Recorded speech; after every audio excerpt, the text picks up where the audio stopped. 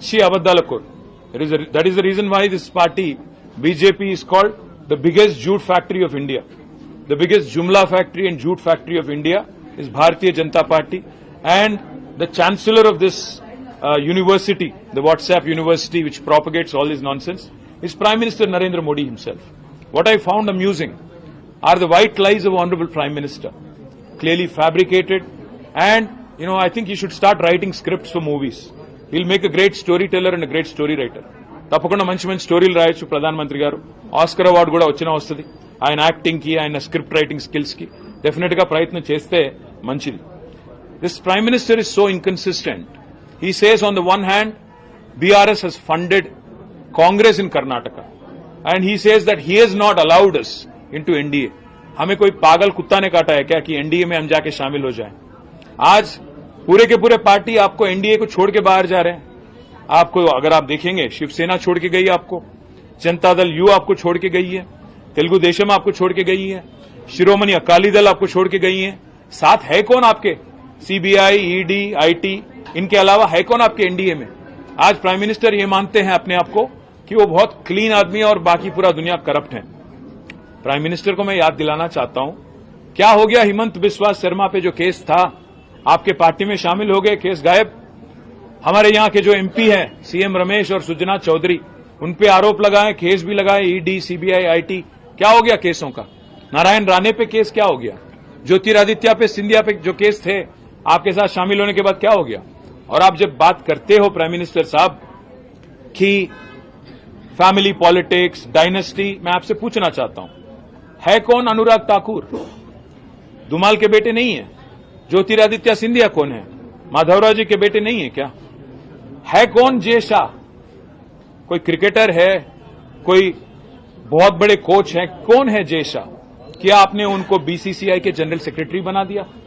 आप जब बात करते हो प्रधानमंत्री जी, सोच के संभल के करना, क्योंकि केसीआर फाइटर है, वो चीटर के साथ काम नहीं करते. केसीआर जी कभी भी जिंदगी में आप जैसे लीडरों के साथ, आप जैसे पार्टियों के साथ कोई समझौता नहीं करेंगे. हम पूरे विश्वास के साथ ये कहते हैं, हम कोई दिल्ली के गुलाम नहीं है, हम गुजरात के गुलाम नहीं है, दिल्ली के गुलाम नहीं है. हम तेलंगाना जनता के आशीर्वाद से आज तेलंगाना में 2 बार चुने गए. डेमोक्रेटिकली इलेक्टेड गवर्नमेंट हमारी है. अगर आपको लगता है कि आपके डराने से, आपके चिल्लाने से, आपका गला फाड़ फाड़ के बोलने से लोग यहां पे बहक जाएंगे और एक बहकावे में आएंगे, तो आपकी नादानी है. और एक बात भी मैं कहता हूं, उन्होंने ये भी कहा कि हमारे चीफ मिनिस्टर ने उनके पास जाके परमिशन लिया कि मुझे चीफ मिनिस्टर बनाना था. मैं प्रधानमंत्री जी को याद दिलाना चाहता हूं, अगर हमारी पार्टी की कोई फैसला अगर लेना है तो हमारे पार्टी के विधायक लेंगे, हमारे पार्टी के पॉलिट ब्यूरो लेंगी.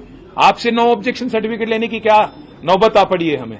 हमें कोई फर्क नहीं पड़ता कि मोदी या बीजेपी क्या मानती है, क्या किसको देखना चाहती है. यहां पे तेलंगाना जनता आज केसीआर जी को तीसरी बार मुख्यमंत्री बनाने के लिए, चुनने के लिए तैयार है.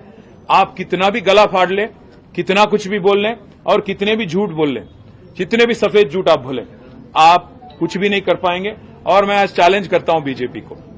पिछली बार जो चुनाव हुए थे तेलंगाना में 2018 में, आपके 105 विधानसभा के कैंडिडेट की डिपॉजिट जब्त हो गई, जमानत जब्त हो गई थी.